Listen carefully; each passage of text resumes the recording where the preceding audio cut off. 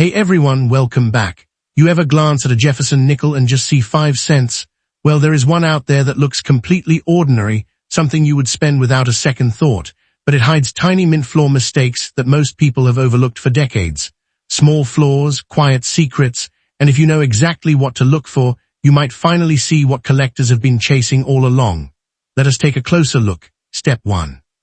The 1974 United States Jefferson nickel coin passes through your fingers with the dull familiarity of pocket change. Its silvery surfaces dulled by decades of oxidation, yet refusing to surrender the secrets pressed into its alloy during one of the most turbulent economic winters in American history. At first glance, the portrait seems almost withdrawn, Jefferson's gaze lowered beneath a brow that catches light differently than earlier strikes, while the ribbon tying his hair remains a tiny, almost hidden flourish that only patient eyes can separate from the surrounding relief. Flip it over and Monticello appears calm, almost too calm, the steps of that Virginia mansion rendered with a rigid geometry that belies the chaos happening inside the Denver and Philadelphia mints as they struggled to keep enough 5-cent pieces moving through cash-starved markets. In 1974, America was choking on gas lines and inflation, and the mint responded with round-the-clock production cycles that pushed dies far beyond their expected lifespans, scarring some coins with microscopic fatigue and blessing others with unintended character that would not be recognized until half a century later. The rim on these pieces carries a subtle bevel unique to that year's collar settings, creating a slightly squared edge that feels different when rolled between your fingers, a tactile whisper that this particular nickel might not be the forgotten slouch it pretends to be. The Denver issues carry a mint mark punched with a slightly heavier hand than in surrounding years, leaving a D that squats lower in the field, almost touching the date's shadow, while Philadelphia's unmarked strikes developed a faintly glossier field texture due to revised planchet washing procedures introduced in the spring of that year. You might have passed one of these to a cashier yesterday without a second thought, never realizing that the quiet war between metal and machine in 1974 left certain survivors carrying histories that transcend their face value. Behind the scenes, 1974 was a year of silent improvisation at the mint, because the ongoing commodity crisis had scrambled the supply chain for the copper-nickel blanks, forcing the Treasury to accept planchets from a secondary refiner whose core densities varied by microscopic but meaningful percentages. Denver's presses were running on timers set to faster intervals to meet Midwestern banking demands, and the resulting vibration caused occasional horizontal die shifts that left faint ghosting along the obverse rim, a mechanical fingerprint invisible to the naked eye but glaring under 10-power magnification. Philadelphia experimented with die annealing temperatures that winter, hardening some working hubs just enough to resist softening under stress, which paradoxically preserved sharper detail on early die-state coins while causing brittle cracking once the steel reached its fatigue point. The alignment collars in both facilities were wearing down after years of heavy use, and rather than halt production for a full retooling, engineers shimmed the gaps with temporary brass spacers, allowing a small but documented subset of strikes to expand slightly beyond the standard diameter or to carry a whisper of metal flow along the rim's edge. Lubrication protocols changed that year too. A new synthetic grease formulation left streaks on the dies that dried into microscopic barriers, creating strike-through textures on Monticello's dome that looked like cirrus clouds frozen in nickel. Every one of these logistical compromises was invisible to the public, yet they etched a hidden topography onto a select few coins, transforming routine pocket change into unintended relics of industrial pressure. The errors and visual anomalies that emerged from this pressure cooker year refused to announce themselves with the dramatic flair of older rarities. Instead, they hide in the margins like coded messages waiting for the right decryption. Some 1974 D-nickels carry a faint but unmistakable doubling on the motto lettering, not the sloppy mechanical spread of a loose die, but a true hub doubling that raises secondary characters like shadow puppets behind the primary devices, a phenomenon that occurs when the die received multiple impressions at slightly different angles during the hubbing process. Others exhibit abrupt cud breaks along the roofline of Monticello, where a chipped die left a raised smear of metal resembling a sudden snowdrift against the building's neoclassical symmetry. There are pieces with dramatic off-center strikes that shove Jefferson's portrait toward the eastern rim while leaving the reverse landlocked in the west, the blank having shifted in the collar during the split-second eternity of the press cycle. Clash dies from 1974 reveal something almost haunting. When dies crashed together without a planchet between them, Jefferson's profile transferred in negative onto the steps of his own home, leaving a ghostly silhouette walking through architecture like a memory refusing to fade. The collector community has slowly awakened to these possibilities, with specialists now hunting for a specific die pair that left a microscopic die scratch beneath the date, a line so fine it resembles a hair pressed into the metal, marking the coin as belonging to a batch struck during a midnight overtime shift in March of that year. What makes these pieces emotionally devastating is not merely their scarcity, but the sheer number of them that were lost to indifference during an era when nickels could still buy a cup of coffee and nobody thought to save a 1974 for tomorrow. Imagine a construction worker in Denver receiving one in change at a diner in 1975, flipping it into a styrofoam cup holder where it baked beneath the Colorado sun for 15 summers until the cup holder cracked and the coin rolled beneath a seat, surviving the crusher only because a grandchild spotted the flash of silver while cleaning out the truck for scrap. Picture a Philadelphia teller in 1974 handing a fresh roll to mother who needed laundry money. One of those rolls contained a pristine die-state example with mirror-like fields that would sit in a cookie jar through 3 moves, a divorce, and a flood, emerging with tones of midnight blue and rose that market realizations would later describe as impossibly beautiful. These coins lived through the same history we did, enduring oil embargoes, recessions, and the slow death of cash transactions, and every time someone emptied a pocket into a convenience store tray, the possibility of a life-changing discovery traded hands for face value. The missed opportunities haunt the imagination. The teenager who spent it on arcade tokens, the widow who rolled it into a paper cylinder and deposited it at a bank that sent it back into circulation, the collector who overlooked it because 1974 felt too modern to matter. Each one of those forgotten transactions represents a door that closed, a story that might have ended with a mortgage payment made, a debt erased, or a family suddenly staring at catalog values that defy everything they believed about loose change. When the conversation shifts to value, we must walk carefully, because the numbers that follow are drawn from documented auction results and private treaty sales, not promises printed on a treasure map, and the market breathes with the unpredictability of any specialized arena.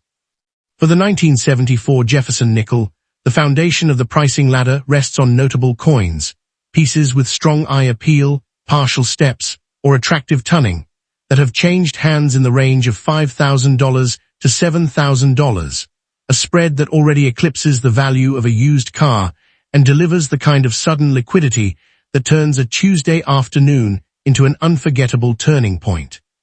Higher-grade errors occupy the next rung, where dramatic die-state specimens or certified mistakes have reached $8,000, reflecting the premium placed on mechanical drama when it is preserved in top condition. Strong mint-state examples without errors climb even higher, survivors graded at the apex of the preservation scale with blazing original luster and Step 2. 1970, United States Jefferson Nickel coin rests in the palm of your hand like a tiny copper-nickel time capsule, struck during an era when America was still reeling from the tumult of the late 60s and quietly entering a decade of cultural transformation. Born in the Philadelphia and Denver mints, this particular Jefferson carries the legacy of Felix Schlag's iconic original design, yet it harbors secrets that most casual observers would never notice beneath its modest silvery sheen. The obverse presents Jefferson's stoic left-facing profile, his hair rendered in crisp, almost philosophical waves, while the reverse showcases Monticello with a strange intimacy that feels more like a private residence than a national monument, each column etched with surprising precision given the mass production pressures of the early 70s.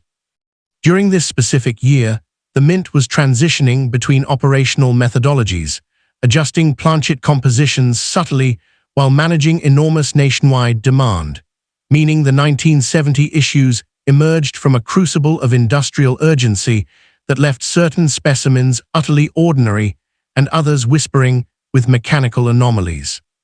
The standard composition clings to that familiar 75% copper and 25% nickel balance, giving the coin its characteristic muted luster, yet the strike quality varies dramatically between facilities, with Denver issues carrying the sharp D mint mark that transforms an everyday 5-cent piece into a locatable treasure for those who know where to look.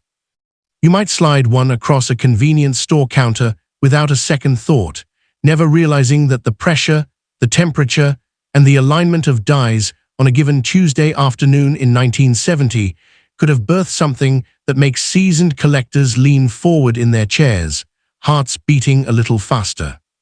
But rarity does not always announce itself with trumpets and fanfare. Sometimes it hides in the soft wear of a pocket-carried decade, or in the microscopic doubling of letters that only reveals itself beneath a jeweler's loupe at 10-power magnification. The 1970 nickel occupies a peculiar middle ground in numismatic consciousness, overlooked by those chasing buffalo rarities or wartime silver compositions, yet fiercely pursued by specialists who understand that low-mintage business strikes and subtle die varieties create hunting grounds where patience pays dividends. Emotional connection creeps in when you consider the hands this coin has passed through, the grocery budgets it supplemented, the parking meters it fed during an era when 5 cents still meant something tangible, and now, decades later, it might represent the very moment someone's financial destiny shifts from ordinary to extraordinary. There is a quiet tension in examining these pieces, a sense that you are interrogating history itself, asking the metal to confess whether it was struck once cleanly or twice in a mechanical hiccup that rendered it unique. The 1970 D in particular draws focused attention because Denver's output that year included some curiously inconsistent die pairings, creating specimens where the steps of Monticello appear softer, where the dome seems to breathe with slightly different architectural authority, and where the spacing between letters invites obsessive measurement against standard references. For the hunter, every roll of nickels becomes a lottery ticket wrapped in paper, every inherited jar of change a potential archive of suppressed value, and the emotional weight of that possibility, that once-in-a-lifetime discovery sitting ignored in a kitchen drawer, builds with every coin flipped between thumb and forefinger. Minting context in 1970 was defined by a federal facility operating at full throttle yet grappling with agging equipment, meaning dies were frequently polished, rehubbed, and pressed back into service long past their theoretical retirement, which birthed a fascinating subset of era categories specific to this transitional moment. The Mint was not intentionally creating varieties. They were simply trying to keep coin flowing into Midwestern banks and Eastern vending machines while squeezing maximum utility from every tool in the arsenal, and that industrial pragmatism became the mother of numismatic invention. You will find 1970 nickels with repunched mint marks where the Denver D appears to stagger drunkenly beneath a cleaner second impression, evidence of a hand-punching process that left human fingerprints in the steel. Some specimens exhibit peculiar strike-throughs where fragments of foreign material, perhaps grease or microscopic metal shavings, created voids in Monticello's facade, turning a standard reverse into something resembling architectural ruins captured in cupronickel. The visual appearance of these errors ranges from barely perceptible to dramatically obvious, with certain double-die obverses showing shadowy duplication in the motto lettering that seems to vibrate with ghostly intensity under magnification. Collectors speak in hushed tones about the 1970D with full steps designation, where the base of Monticello exhibits complete, unbroken treads rather than the mushy merging seen on typical strikes, a distinction that separates pocket change from auction highlights and transforms a humble denomination into a competitive prize. The collector appeal radiates outward from these mechanical imperfections into a broader narrative about American resilience and the beauty of unintended artistry, because every mint era represents a moment when the industrial machine faltered and human story leaked into the alloy. These coins appeal not merely to the wealthy investor, but to the backyard archaeologist, the grandchild sorting through a grandparent's estate, the teenager who discovers that history's fingerprints are often greasy, worn, and hiding in plain sight on the least assuming denominations. Tension mounts when you realize that authentication battles rage behind closed doors at third-party grading services, where experts debate whether a particular misalignment occurred at the striking press or was induced afterward by someone's garage vice, where the difference between genuine mint era and post-mint damage can swing value by thousands of dollars and destroy reputations overnight. The 1970 nickel forces you to become a detective of pressure and physics, studying how metal flows when compressed at 35 tons per square inch, recognizing that genuine errors carry telltale signs in the crystalline structure that amateur chemistry cannot replicate. As you hold one up to the light, watching Jefferson's cheekbone catch a window's reflection, you might feel the hair on your neck rise at the possibility that this exact piece, this unassuming 5-cent artifact, could be the reason someone remembers 1970 not for music or politics, but for a sudden windfall that arrived decades after the mint's presses stopped turning. Transitioning from possibility to plausible reality requires navigating the storytelling ladder of value, where we must be absolutely clear that the figures ahead illustrate what specialized collectors have reportedly pursued in private sales and competitive auctions, not guaranteed appraisals for the nickels currently jingling in your pocket or sitting in a coffee can in the garage. At the introductory rung, minor variations and well-preserved examples of the 1970 issues have attracted attention in the illustrative range of $2,500 to $3,500, sums that already exceed the down payment on a modest vehicle or cover months of rent for someone struggling to keep pace with economic pressures. These minor variations might include sharp strikes with exceptional eye appeal, early die states before degradation set in, or pieces with subtle tunning that transforms the surface into painterly landscapes of cobalt and rose, proving that beauty alone can command serious financial respect. Climbing higher, high-grade specimens certified at the upper echelons of the Sheldon scale, those pristine survivors that somehow avoided the scratching brutality of cash registers and coin folders, have been known to reach $5,000, a figure that represents half a down payment on a starter home in certain American markets, and enough to make any rational person stare harder at their loose change. When we encounter unusual mint anomalies, perhaps a dramatic off-center strike or a bold double-stamped mint mark that tells a clear mechanical story, the illustrative market outcomes climb to $6,000, crossing a psychological threshold where hobby and serious alternative investment begin to blur into a single electrifying possibility. The ladder continues into rarer territory where emotional comparisons become impossible to ignore, because $7,500 for rare collector pieces represents more than a numismatic transaction. It embodies a sudden windfall capable of erasing credit card debt, funding emergency medical procedures, or providing the breathing room that allows a family to finally take a vacation after years of financial clenching. These rare collector pieces often combine multiple desirable traits, perhaps a 1970D with full steps designation, vivid original mint luster, and a documented provenance tracing back to a significant hoard discovery, creating a perfect storm of desirability that drives specialists into competitive bidding wars.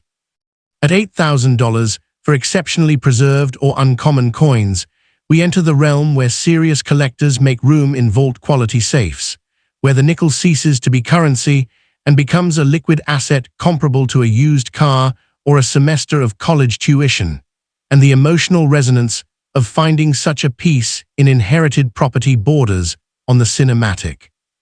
The illustrative figure of $8,500 for unusual finds with strong collector demand reflects specimens that perhaps exhibit a dramatic die-crack bisecting Monticello like a lightning bolt or a peculiar alloy mixture that shifts the metal color toward unexpected warmth,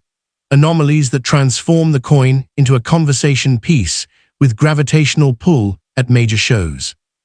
Then we reach the more notable examples that have surfaced around $9,000, followed by the upper stratosphere, where extraordinary or historically significant specimens push up to that same $9,000 summit and beyond, amounts that could genuinely alter a working person's trajectory, representing a once-in-a-lifetime discovery hidden in the most ordinary of places, though these numbers remain strictly illustrative and should never be mistaken for promises waiting inside every bankroll.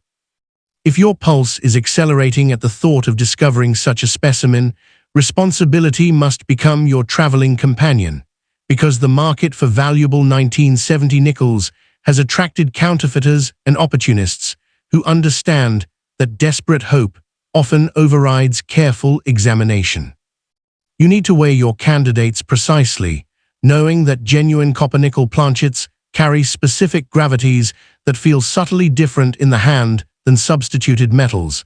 and any significant weight difference, even fractions of a gram, should trigger immediate suspicion rather than premature celebration. Study the metal color under consistent daylight bulbs rather than warm incandescents that mask tonal variations, since authentic specimens possess a particular silvery gray baseline that fakes often miss by appearing too brassy or artificially bright from modern plating. Examine strike alignment by rolling the coin slowly across a flat surface, observing whether the obverse and reverse maintain proper axial relationship, or whether something looks deliberately manipulated to simulate an off-center error that never occurred at the mint. Inspect the rim shape with obsessive attention, because genuine striking errors alter the rim's contour organically, while post-mint damage creates unnatural crimping or filing marks that betray human interference under magnification. Letter doubling demands particularly rigorous scrutiny. Look for true double-die varieties where the duplication manifests in the die itself, creating raised, shelf-like secondary images as opposed to the flat, distorted smearing of machine doubling that carries no premium and breaks the hearts of unprepared finders daily. Above all else, professional authentication through established third-party grading services remains non-negotiable for any piece you suspect carries significant value, because raw coins in this specialty invite skepticism, and only encapsulated, certified specimens with documented chain of custody achieve the illustrative outcomes discussed in legitimate marketplaces. As you sit there, perhaps reaching instinctively toward your own pocket, your car's cup holder, or that dusty mason jar of coins inherited from an aunt who never threw anything away, remember that the rarest treasures in numismatics almost never arrive with a spotlight or a certificate of introduction. They arrive disguised as boredom, as inconvenience, as the mundane clatter of commerce that we have trained ourselves to ignore entirely. The 1970 Jefferson Nickel stands as proof that a single ordinary year, a single ordinary denomination, and a single ordinary afternoon of careful searching can intersect to produce something that changes how you see value, history, and the hidden architecture of everyday American life. But this 5-cent mystery is merely the opening chapter of a much larger story still buried in forgotten drawers and abandoned collections. Because if you think the surprises of 1970 are shocking, wait until you discover what lurks inside the forgotten mintage of the very next coin we are about to uncover, a piece so improbable in its origins and so staggering in its potential that it makes these Jefferson treasures look like mere rehearsal for the main event. Keep that loop ready, keep your skepticism sharp, and keep searching the ordinary, because somewhere between the couch cushions and the grocery store parking lot, The next shocking coin is waiting to rewrite everything you thought you knew about what pocket change can become. And I promise you will never look at a nickel the same way again. Step 3. The 1946 United States Jefferson Nickel coin arrives silently at the edge of a new era. Its surfaces carrying the dull pewter sheen of America's first peacetime copper-nickel alloy since the wartime silver experiment ended just months earlier. At a glance, it seems indistinguishable from the millions of others pressed that year, yet a closer look reveals Jefferson's cheek modeled with a slightly broader flatness, the result of master dies that were retrieved from storage, lightly polished, and pressed back into service after 4 years of producing emergency silver coinage. The hair ribbon behind his ear falls in tight, almost mechanical curls that catch the light differently than pre-war strikes, while the reverse presents Monticello with a stately stiffness, its columns drawn with geometric regularity, but its steps often melting into the foundation on all but the sharpest impressions.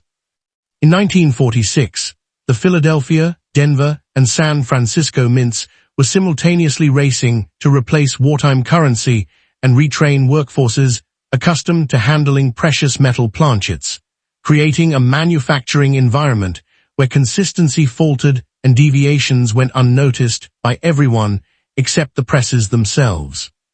San Francisco's output that year marked a quiet farewell to an era, as the facility would soon suspend operations, making every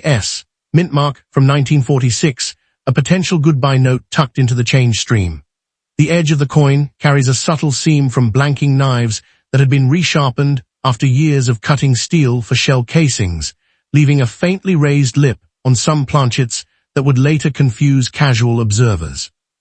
You might drop one into a parking meter today and never realize that the weight of post-war optimism pressed into its alloy is matched by a handful of pieces that escape the bags, the drawers, and the counting trays with secrets frozen in their faces. Inside the mints, 1946 was a year of mechanical recalibration rather than patriotic ceremony, because the Treasury had to reverse engineer its own pre-war production methods while managing demand from a population starved for normalcy. The copper and nickel supply chains were reconverting from military priorities, and early batches of planchet stock arrived with microscopic sulfur inclusions that would later surface as lamination flaws on struck coins, thin peeling layers that resemble old varnish chipping from wood. Die engravers at Philadelphia revisited the master hubs originally cut in 1938, discovering that years of storage had left microscopic pitting on the negative reliefs, which transferred as tiny raised bumps across Jefferson's forehead on the earliest die states. At Denver, presses that had been hammering out steel-bracketed silver nickels were retooled for the harder copper-nickel composite, and the initial pressure settings often fell short, leaving a subset of 1946D coins with softly struck centers where the steps of Monticello dissolve into suggestion rather than architecture. The mint mark itself returned to its traditional position to the right of Monticello after the wartime experiment of placing it above the dome. Yet some San Francisco workmen, still guided by muscle memory, hand-punched the S, with a slight cant that leans toward the building's rim like a sentinel leaning on a wall. Lubrication schedules were erratic that spring. Machines ran dry for longer intervals than recommended, causing occasional strike-throughs where thick grease occluded the windows of the mansion, leaving behind veil-like absences that mimic fogged glass. Every one of these operational hiccups was invisible to the banking committees and the public, yet they left physical signatures on a small population of 1946 nickels that would eventually send shockwaves through specialty circles. The errors that emerged from this chaotic reconversion refuse to shout. They prefer coded silence, visible only to those who know that wartime tolerances were bleeding into peacetime standards. Some 1946 S specimens carry clipped planchets where the blanking machines, still calibrated to wider wartime margins, bit too deeply into the metal strip, removing a curved scoop from the rim as neatly as a melon baller. Others display dramatic doubled dies, particularly on the reverse, where the words Monticello and 5 cents exhibit a microscopic lateral shift, creating a visual echo that suggests the die jumped during its second hubbing in the spring of 1946. A handful of coins were struck through oil-soaked rag fragments left behind by maintenance crews, impressing fibrous textures into the fields that looked like ancient river deltas frozen in nickel. Perhaps most haunting are the partial collar strikes from Denver, where the retaining ring failed to seat the planchet fully, allowing metal to squirt outward in a delicate fin that extends beyond the normal circumference, like a pressed flower's wing. Collectors have also isolated a specific die pair at Philadelphia that developed a jagged crack across the dome of Monticello by late summer, creating a raised lightning scar that transforms the building into a structure under storm siege. These survivors did not ask to be rare. They were simply in the wrong place at the right moment, caught between a die's final breath and a press operator's lunch break. The emotional devastation of this coin lies not in its scarcity alone, but in the overwhelming odds that the important ones were already spent, lost, or dismissed during decades when nobody believed 1946 was old enough to matter. Picture a Navy radio man stepping off a train in Oakland during Christmas of 1946, accepting a handful of bright San Francisco nickels at a station cigar stand, one of them bearing the subtle clipped rim and doubling that would eventually be worth thousands. He carries it through a marriage, a basement flood, and a garage sale where his widow sells the cigar box for a quarter. Imagine a Denver bank teller in 1947 sorting rolls for the Federal Reserve, setting aside the pretty ones for her niece's cardboard album, while the duller 1946 D with the partial collar slips into a circulation bag destined for a Colorado mining town, where it buys a newspaper a day later and begins 60 years of oblivion. These coins weathered the same post-war America as their owners. They rattled in lunch pails during the boom years, sat ignored in dresser trays during the Korean War, and were eventually grandparented into junk drawers alongside buttons and foreign coins. Each time a descendant emptied an estate into a grocery store counting machine, the possibility of a life-changing discovery was weighed, measured, and found wanting, then fed back into the stream for face value. The missed chances are incalculable, buried in every yard sale glass jar and every torn paper roll in a forgotten safe deposit box. Today, the collector landscape for early Jefferson Nickels has shifted from sleepy neglect to urgent competition, because registry set builders have realized that post-war issues are far more difficult to obtain in pristine condition than the mintage figures suggest.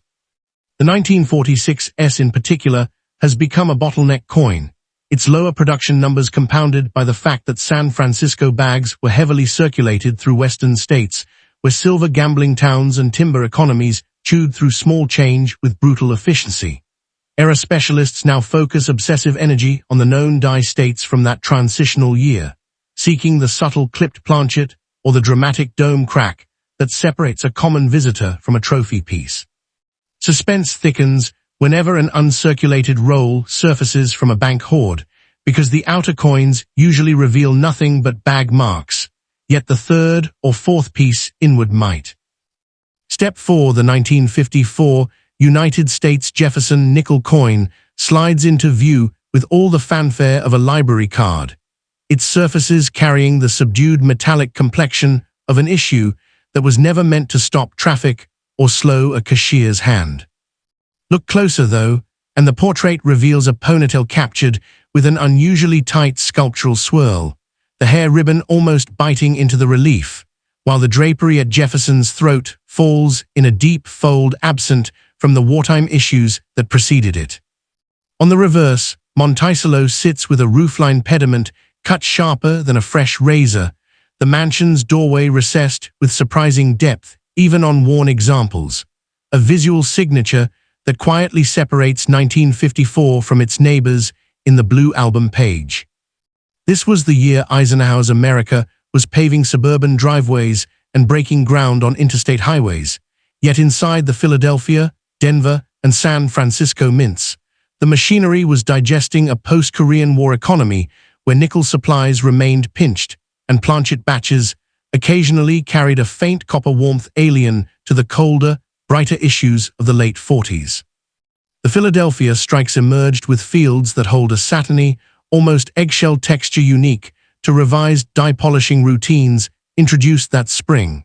while Denver's output carried a blocky, squared D mint mark stamped with a heavier hand than almost any other year of the series.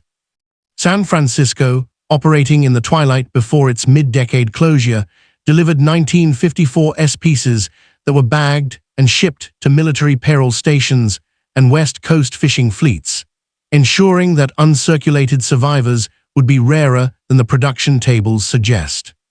Flick it against a counter, and the ring is slightly flat, a dull chime caused by subtle alloy variation that marks the year as an acoustic outlier. And if you have ever dumped a handful of old nickels into a tray without looking, you may have already let one of these quiet sleepers drift back into the current without a second thought.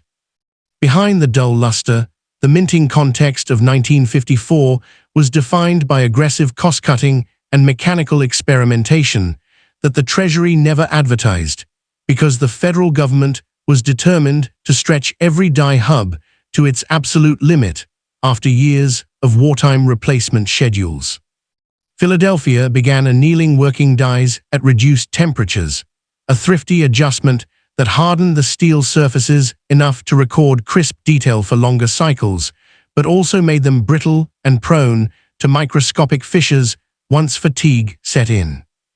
Denver had installed new press beds to meet Rocky Mountain banking demand, and the resulting vibration introduced a faint oscillation into the striking chamber that occasionally softened the centers of planchets while leaving the rims fiercely sharp, creating a condition specialists now call halo strike, where the outer ring holds detail the core has surrendered.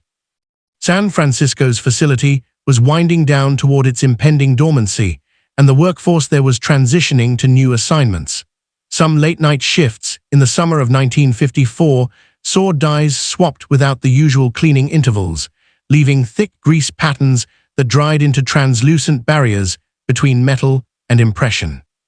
The blanking department at all three mints was still using cutting knives reground after Korean War production, and the microscopic burrs along the planchet edges translated into rims that vary slightly in height, some flaring outward with a delicate fin that you can detect by running a fingertip slowly across the circumference.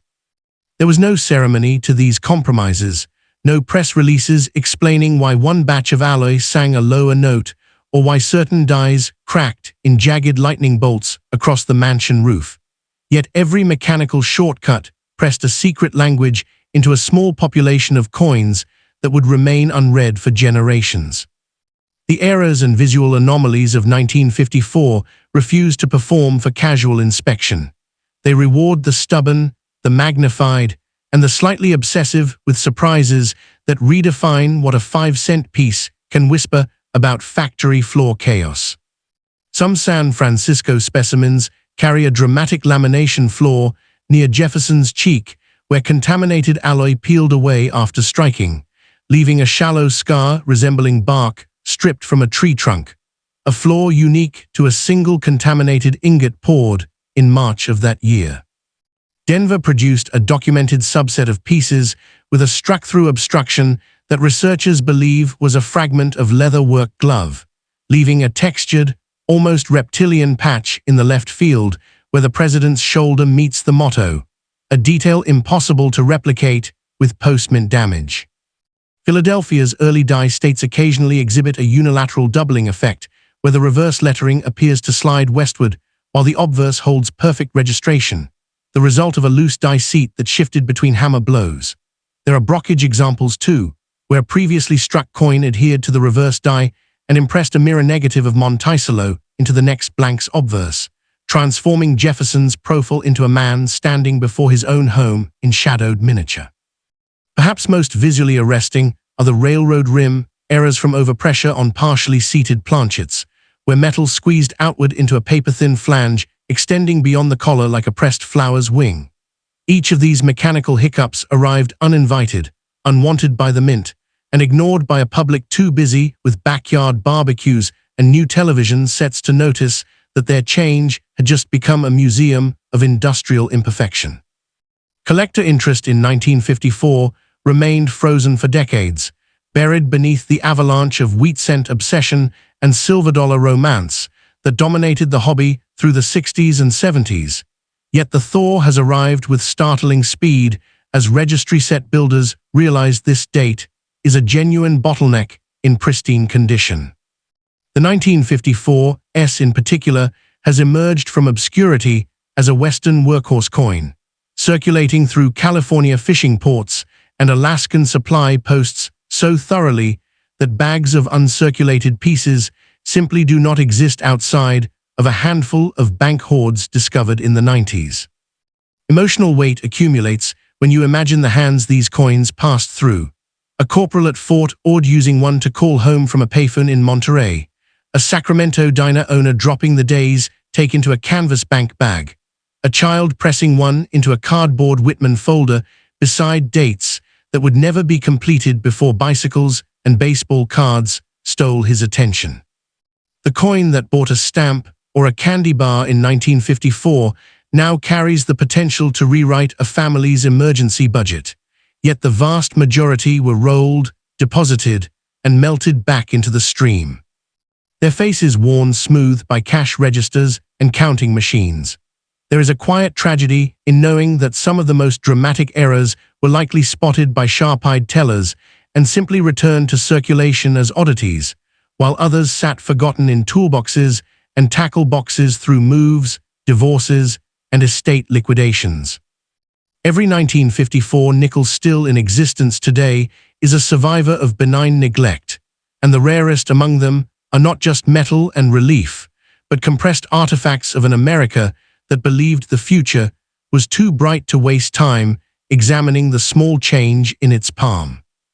The value conversation must begin with absolute honesty, because the figures ahead are drawn from recorded auction results and verified private treaty sales, not assurances that the nickel currently sitting on your desk will command any particular price.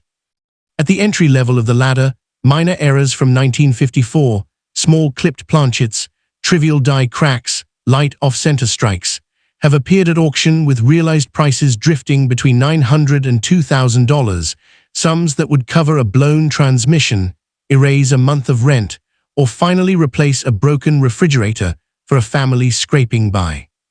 Unusual misstrikes, perhaps a broad strike that expanded the design beyond its intended collar or a partial indent from an overlapping planchet, have touched $3,000 in documented sales, enough to turn a casual estate sale browse into an afternoon that permanently alters a household's financial footing. High-grade examples without errors, those pristine survivors graded at the top of the preservation scale with blazing original luster and crisp detail, have reached $3,500, illustrating how sheer condition alone can elevate a common date into a competitive prize that registry collectors will chase across multiple bidding platforms. These are not hypotheticals. They are published outcomes from sales where specialists examined the metal, authenticated the strike, and competed with wallets open, yet they remain illustrations rather than guarantees, because the market breathes and shifts like any living thing.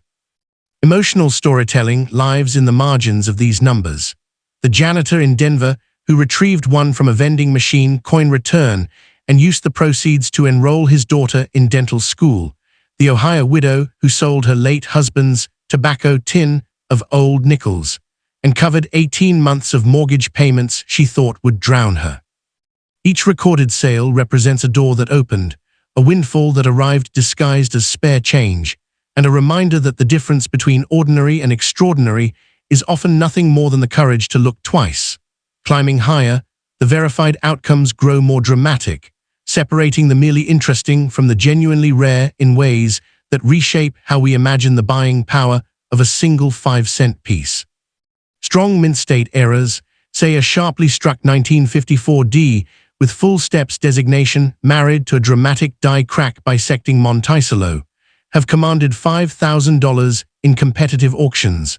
a figure that rivals the down payment on a reliable used truck or the sudden liquidity that keeps a small business afloat during a slow season.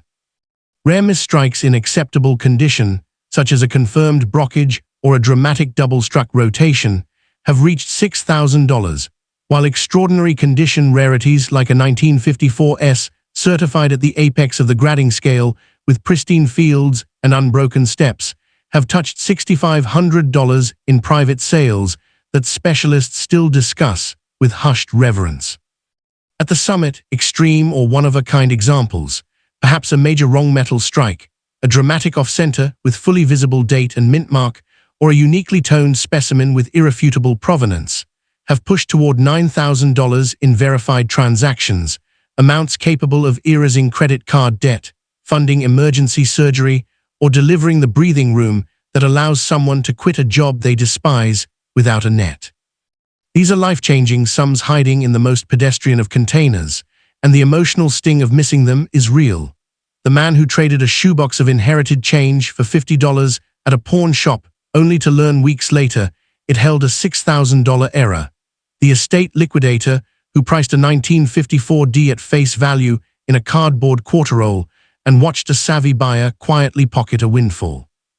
Every one of these published figures reflects a moment when knowledge met opportunity, and the only guarantee is that similar moments are still waiting in dresser drawers and garage sale bins across the country.